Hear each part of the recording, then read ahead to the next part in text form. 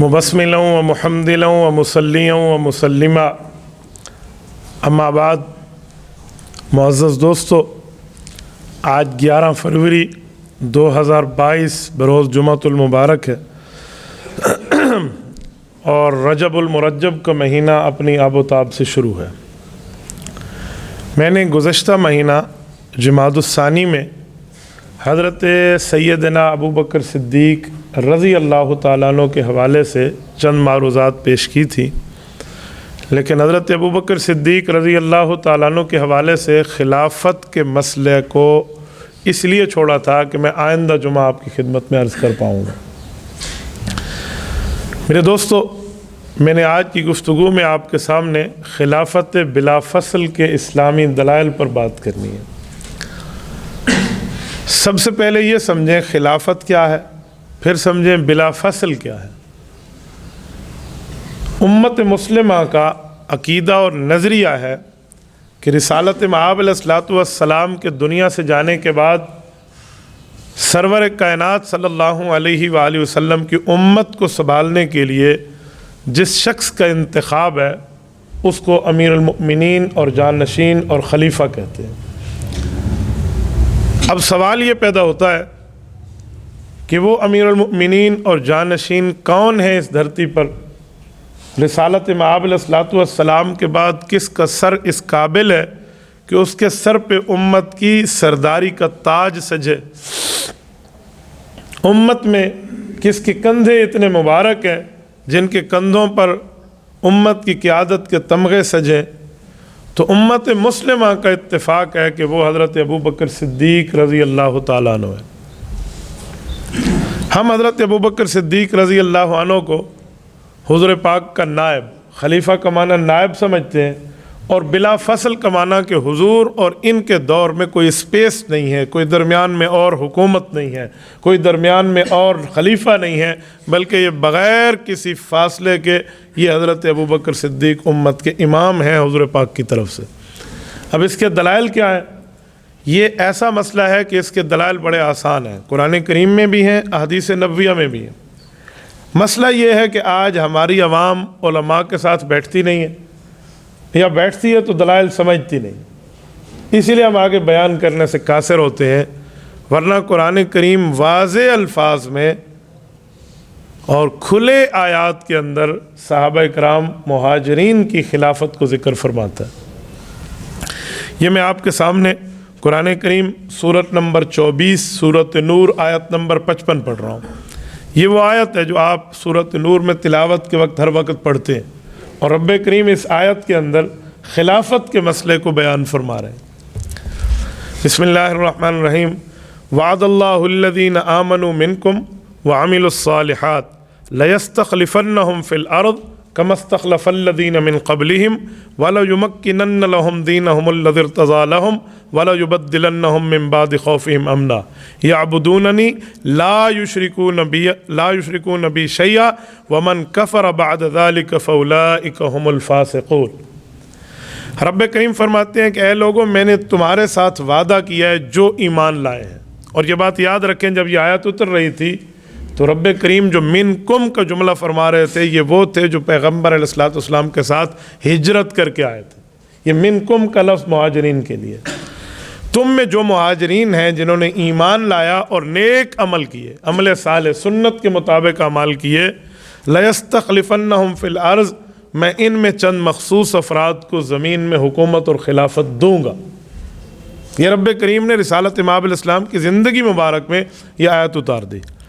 اچھا، دوں گا تو پھر كَمَا اسْتَخْلَفَ الَّذِينَ مِن قَبْلِهِمْ، جیسے پہلے انبیاء جاتے اور ان کی طرف جانے کے بعد میں ان کی امت کی طرف سے جو حکمران طے کرتا، اسی طرح حضور پاک علیہ الصلوۃ والسلام کی امت پہ بھی حکمران طے ہوں گے۔ وَلَيُمَكِّنَنَّ لَهُمْ دِينَهُمْ، اور ان کے ترتیبوں کو، ان کے دین کو، ان کے مذہب اور اسلام کو اللہ مضبوط کرا کے دکھائے گا۔ وَلَيُمَكِّنَنَّ لَهُمْ دِينَهُمُ الَّذِي ارْتَضَىٰ لَهُمْ وَلَيُبَدِّلَنَّهُم مِّن بَعْدِ خَوْفِهِمْ أَمْنًا، اگر کوئی خوف کا مسئلہ ہوگا تو اس خلافت کے صدقے اللہ رب العزت اس کو امن میں بدل کے دکھائے گا۔ اس کے بعد فرمایا یعبدوننی لا یشرکون بی شیئا، بس آپ میری عبادت کرتے رہو، میرے ساتھ شرک کسی کا نہ کرنا، شریک کسی کو نہ کرنا۔ ومن کفر بعد ذالک، جو ایمان کے بعد کفر اختیار کرے، فاولئک هم الفاسقون، یہی بندہ تو ایمان کے بعد حد سے گزر کے ایک فاسق اور ایک گناہگار اور ایک غلط معاملے کی طرف جانے والا ہے۔ یہ قرآن کریم کی آیت ہے۔ اس میں اللہ رب العزت نے منکم کا لفظ اتارا کہ یہ جو مہاجرین ہیں حضور پاک کے ساتھ ہجرت کر کے مکہ مکرمہ سے آئے ہیں۔ اس آیت کے تحت احناف کی عربی زبان کی سب سے بڑی قرآن کریم کی تفسیر، جسے ہم روح المعانی کہتے ہیں، روح المعانی میں اس آیت کے تحت لکھا ہے کہ اس سے مراد حضرت ابوبکر صدیق کی پہلی خلافت اور باقی خلفاء کی خلافتیں مراد ہیں، کیونکہ حضرت ابوبکر بھی مہاجر، حضرت عمر بھی مہاجر، حضرت عثمان بھی مہاجر، حضرت علی بھی مہاجر، اور حضرت امام حسن رضی اللہ تعالیٰ عنہ بھی اولاد مہاجرین۔ یہ خلافت راشدہ اس آیت سے ثابت ہے۔ جو اس کے بعد والی خلافتیں ہیں، مثلا حضرت امیر معاویہ رضی اللہ عنہ کی، وہ خلافت عادلہ ہے، یہ خلافت راشدہ ہے۔ دونوں کا مطلب میں فرق کیوں ہے؟ ایک ہی وجہ ہے کہ حضرت معاویہ ہجرت والے نہیں تھے، باقی سارے صحابہ خلافت کے معاملے میں ہجرت والے تھے، تو مہاجرین کی خلافت کو قرآن نے خلافت راشدہ کہا، اور حضرت معاویہ رضی اللہ عنہ کی خلافت کو خلافت عادلہ، انصاف پر مشتمل حکومت کہا ہے دونوں خلیفہ۔ فرق ہے راشدہ اور عادلہ کا۔ اس میں تعبیری اعتبار سے یوں فرق ہے کہ ایک ہجرت والے ہیں، ان کا رتبہ پہلے ہے، اور ایک ہجرت کے بعد ایمان لائے ہیں، ان کا رتبہ بعد میں۔ حضرت معاویہ رضی اللہ تعالیٰ عنہ اور ان کا خاندان ہجرت کے بعد ایمان لایا۔ یہ قرآن کریم کی آیت۔ اسی لیے حضرت معاویہ کو خلیفہ عادل کہا جاتا ہے۔ لوگ سمجھتے ہیں آپ خلیفہ راشد نہیں کہتے تو آپ حضرت معاویہ رضی اللہ تعالیٰ عنہ کے حق میں کوتاہی کر رہے ہیں۔ بابا کسی صحابی کے حق میں کوتاہی بندے کو ایمان سے فارغ کر دیتی ہے، تو کسی صحابی یا کسی پیغمبر کی اہل بیت کے حق میں کوتاہی کا تو کوئی مسلمان تصور ہی نہیں کر سکتا۔ اچھا، جب یہ آیت اتری ہے، اس میں خلافت راشدہ کا وعدہ مہاجرین کے ساتھ ہے۔ اب جو لوگ حضور پاک کے ساتھ ہجرت کر کے مکہ مکرمہ سے آئے تھے ہجرت نبوی کے وقت، جو حضور سے پہلے یا حضور کے ساتھ آئے ہیں بعد والوں کو چھوڑ کے، وہ تقریباً 54 افراد بنتے ہیں۔ اب 54 افراد میں تو ہر بندہ مہاجر ہے، وعدہ کس سے ہے؟ تو پھر اللہ رب العزت بڑے تقوی والے کا ذکر فرماتے ہیں، جس کا تقوی سب سے بڑا ہو، اور جس کا للہیت اور ایمان کا مسئلہ امت میں سب سے آگے ہو، وہ شخص کون ہے؟ آؤ قرآن کریم سے اس کا لفظ دیکھ لیتے ہیں کہ اللہ رب العزت نے اس دھرتی پہ سب سے بڑے تقوی والا کس کو کہا ہے۔ یہ سورت نمبر 92، سورت نمبر 92 ہے، سورت اللیل ہے، اور اس کی آیت نمبر 17 ہے۔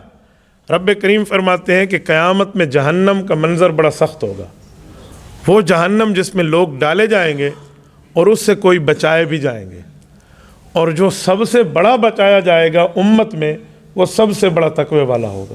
وہ کون ہے؟ فرمایا وَسَيُجَنَّبُهَا الْأَتْقَى، میں اس جہنم سے سب سے بڑے تقوی والے کو بچاؤں گا۔ اب سب سے بڑے تقوی والا کون ہے؟ آپ تفسیر کبیر اٹھائیں، اس کے تحت اس دھرتی پہ تمام امت مسلمہ کے مفسرین کا اتفاق ہے۔ اجمع المفسرون علی ان المراد ھذا منہ ابو بکر الصدیق رضی اللہ عنہ، کہ سب سے بڑا تقوی والا امت میں اس آیت سے مراد حضرت ابو بکر صدیق رضی اللہ تعالیٰ عنہ کی ذات عالیہ ہے، جس کو قرآن نے وَسَيُجَنَّبُهَا الْأَتْقَى کہا کہ اس کا اتنا بڑا تقوی ہے کہ اللہ رب العزت اس کو جہنم سے بچا کر دکھائیں گے۔ اچھا، جس کا تقوی سب سے بڑا ہو، اس کا رتبہ میں سب سے بڑا ہوتا ہے، تو رب کریم اس رتبے کا ذکر سورۃ الحجرات میں فرماتے ہیں۔ یہ میں آپ کے سامنے سورت نمبر 49، یہ سورت میں آپ کے سامنے یہ اس کے دوسرے رکوع سے آیت پڑھتا ہوں کہ رب کریم تقوی والا جو ہے اس کے بارے میں کیا ارشاد فرماتے ہیں۔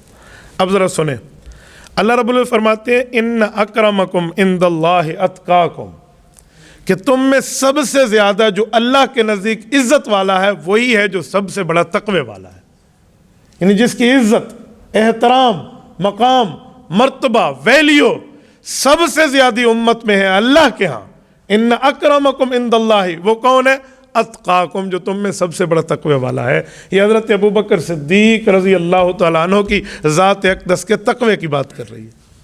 تو جب ابو بکر صدیق کا مقام قرآن کریم کی شکل میں ایسا ہے، قرآن کریم اس کو اس دھرتی پہ سب سے بڑا تقوی والا کہتا ہے اور اتنی حیثیت اور مقام دیتا ہے، اور ادھر وعدہ ہے کہ تم میں اسے خلافت دوں گا جو ہجرت کر کے آئے، اور امت میں سب سے بڑا مہاجر حضرت ابو بکر صدیق ہے۔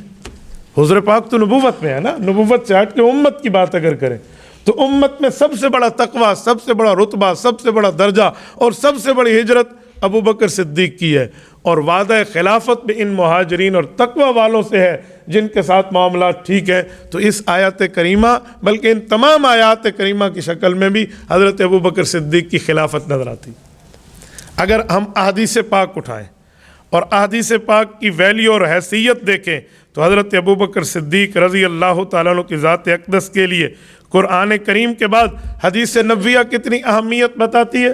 اب توجہ رکھیں، میں پیغمبر کریم کی احادیث آپ کے سامنے پیش کرنے لگا ہوں اسی خلافت کے حوالے سے۔ صحیح بخاری میں روایت ہے، کتاب المناقب، حضرت اماں جان عائشہ صدیقہ رضی اللہ تعالیٰ عنہ ارشاد فرماتی ہیں، رسالت مآب علیہ الصلوۃ والسلام نے اس وقت جب حضور پاک علیہ السلام کے سر اقدس میں تکلیف تھی اور وفات قریب تھی اور سر پر ایک پٹی باندھی ہوئی تھی، تو آپ علیہ الصلوۃ والسلام نے فرمایا، ایک لمبی روایت ہے اس کا ایک ٹکڑا، کہ وَلَوْ كُنْتُ مُتَّخِذًا خَلِيلًا لَاتَّخَذْتُ أَبَا بَكْرٍ خَلِيلًا، یعنی اللہ کا میں خلیل ہوں، میں رب کے علاوہ کسی اور کو اس دھرتی پہ اپنا خلیل بنانا چاہتا دوست تو وہ ابو بکر صدیق ہے۔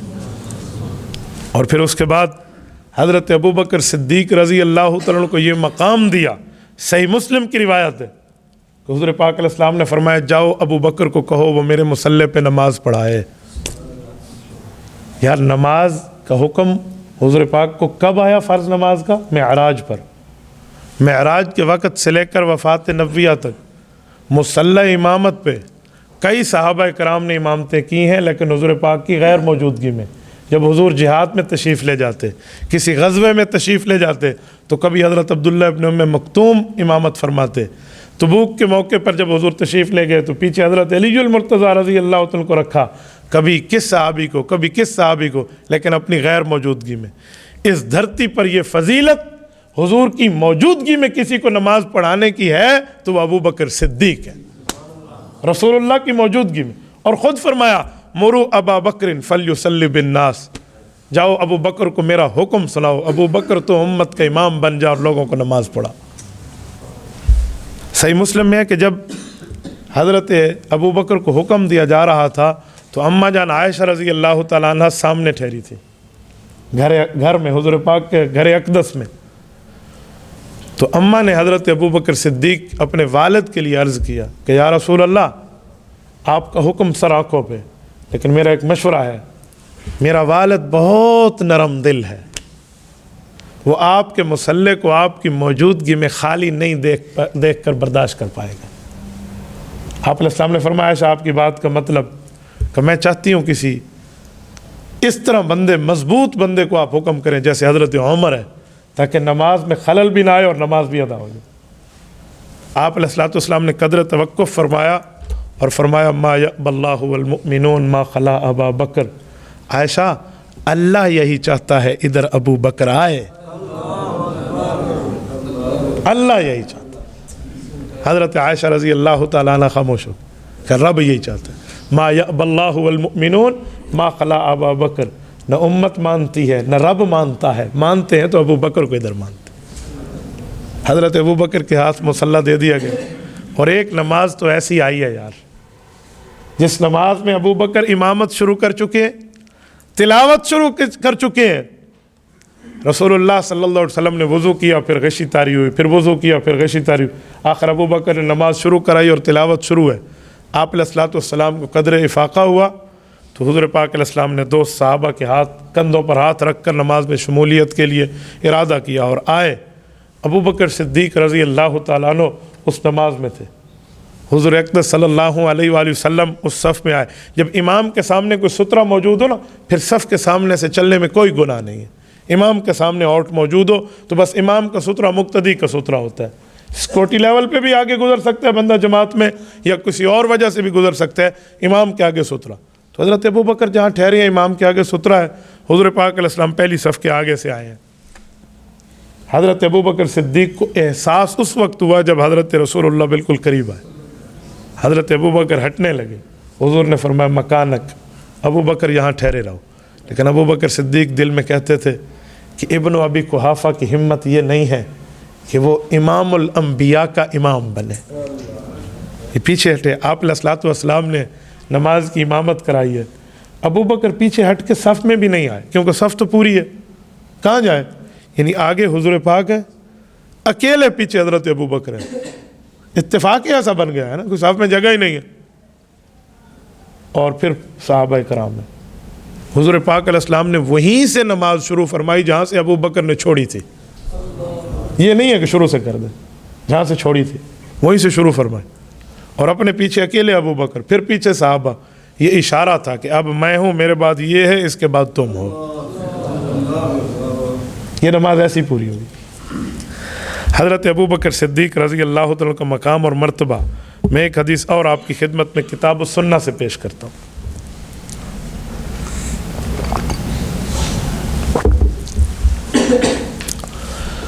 حضرت ابو درداء رضی اللہ تعالیٰ عنہ فرماتے ہیں، امام احمد ابن حنبل رحمہ اللہ نے کتاب السنہ میں اس روایت کو جگہ دی ہے.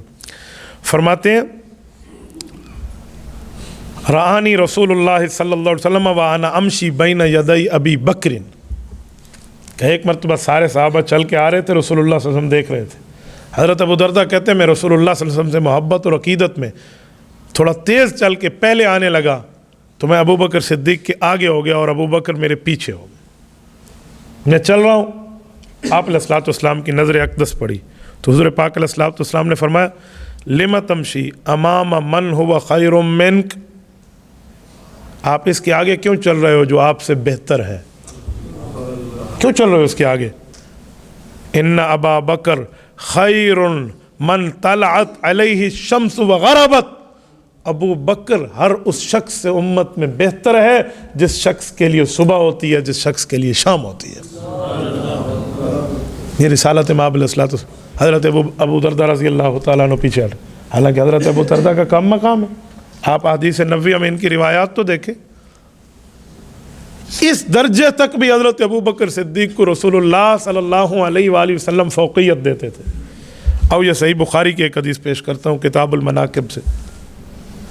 ایک مرتبہ حضرت ابو بکر اور عمر میں ایک چھوٹی سی بات ہوئی یہ کہ حضرت ابو بکر صدیق فرماتے ہیں میں نے تھوڑا سا غصہ کر لیا حضرت عمر کو. حضرت عمر ناراض ہوئے اور کہا میں حضور کو شکایت لگاتا ہوں. تو حضرت صدیق اکبر کو دل میں افسوس ہوا اور آئے کہا عمر میں اس پر معذرت کرتا ہوں، میں اپنی غلطی تسلیم کرتا ہوں، آپ مجھے معاف کر دیں. بات ختم ہو گئی. حضرت عمر دل میں پھر بھی غصہ رہا، وہ آپ علیہ الصلوۃ والسلام کے پاس ہے شکایت لگانے. حضرت ابو بکر بھی انہی کے قدموں میں پیچھے چل کے آئے. یہ کتاب المناقب صحیح بخاری. حضرت رسول اللہ صلی اللہ علیہ وسلم کے پاس حضرت ابو بکر آئے ہیں، حضرت عمر آئے ہیں اور آ کر شکایت لگائی ہے. حضرت رسول اللہ نے بڑی تسلی سے سنی ہے اور اس کے بعد حضرت ابو بکر آئے ہیں اور حضرت ابو بکر صدیق سے پوچھا کیا؟ کہ یا رسول اللہ میں معافی بھی مانگ چکا ہوں. کہ عمر مانگی ہے؟ کہا جی ہاں انہوں نے معافی مانگی ہے، لیکن میرے دل میں غصہ تھا، خفگی تھی تو میں آپ کے پاس آ گیا. اللہ اکبر. حضور پاک علیہ السلام نے سب صحابہ کو مخاطب کیا اور فرمایا لوگو تم میں اکثر اس وقت ایمان لائے ہو جب کافروں نے ظلم اور تشدد کے پہاڑ میرے اوپر گرا دیے تھے.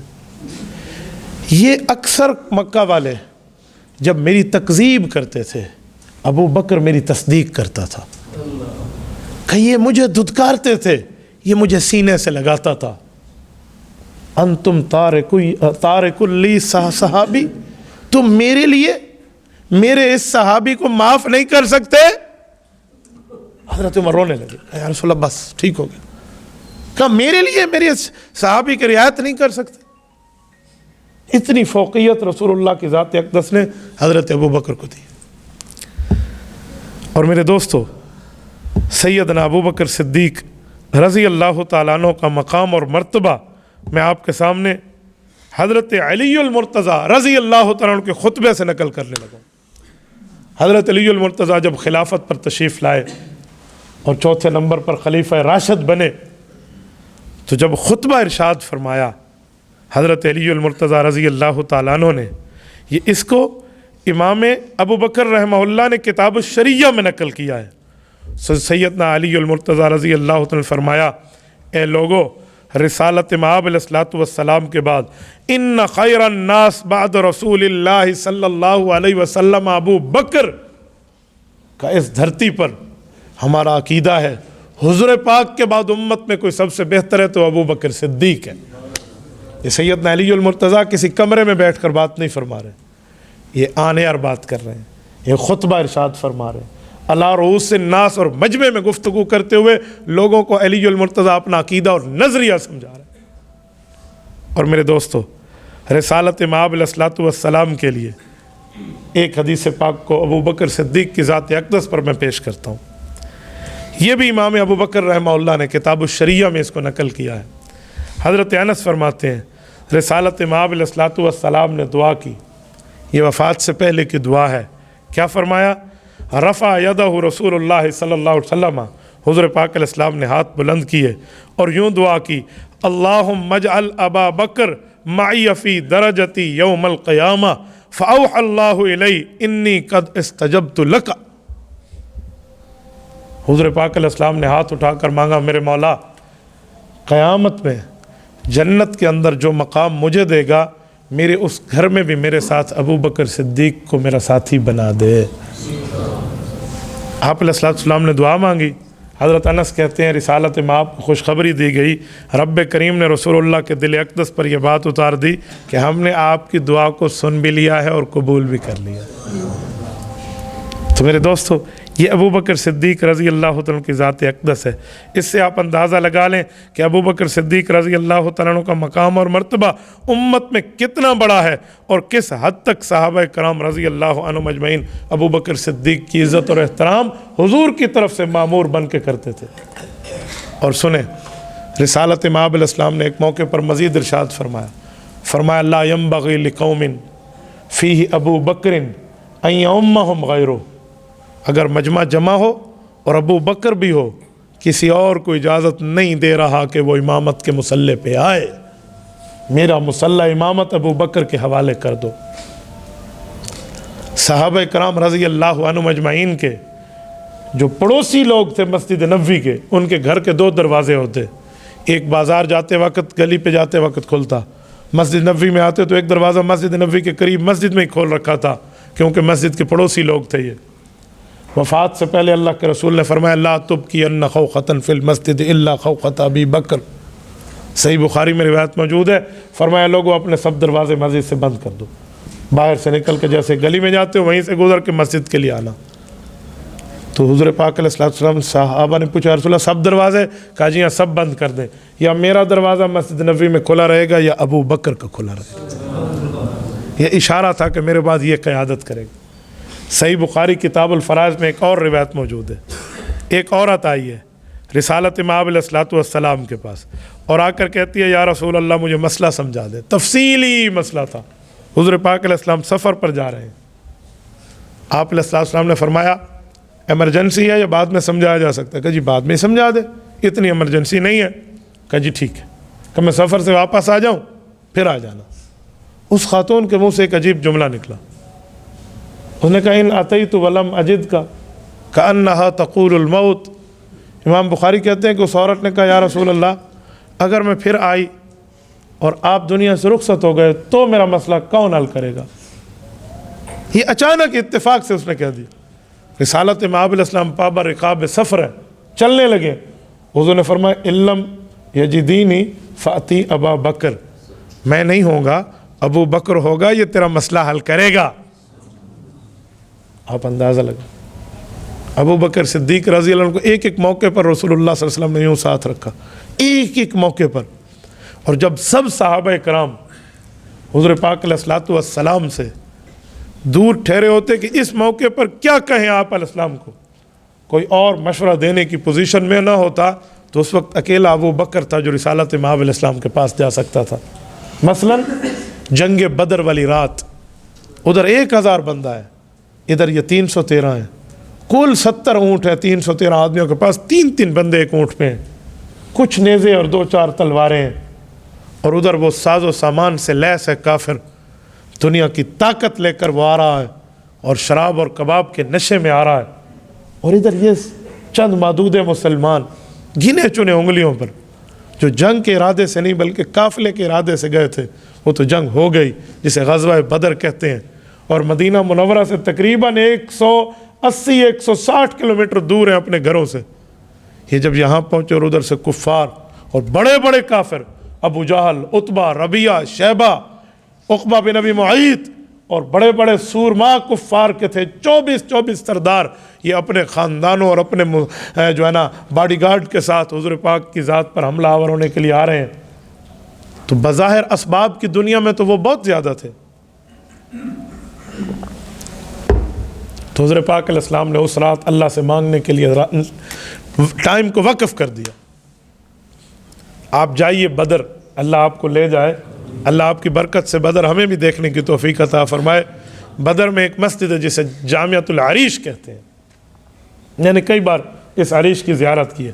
عریش چبوترے کو کہتے ہیں، اس چبوترے پر حضور پاک علیہ السلام ٹھہرے تھے۔ آج وہاں ایک بہت بڑی عالی شان ایک جامع مسجد ہے۔ آپ علیہ السلام نے دعا مانگی، جو اوپر چادر پہنی ہوئی تھی حضور پاک علیہ السلام کی، دعا میں اتنے ہاتھ اٹھائے، اتنے روئے کہ چادر سرکتی ادھر سے گر گئی۔ حضور پاک علیہ السلام دعا میں مشغول، باقی سب آمین کہہ رہے ہیں، اور دعا کے لفظ کیا ہے؟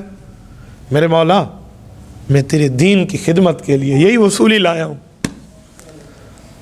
اللہم ان تہلک ہذہ العصابہ لا تعبد فی الارض، اللہ یہ آج امت کا پہلا کلمہ گو طبقہ ختم ہو گیا، تیری عبادت اگلے نسلوں تک کیسے جائے گی؟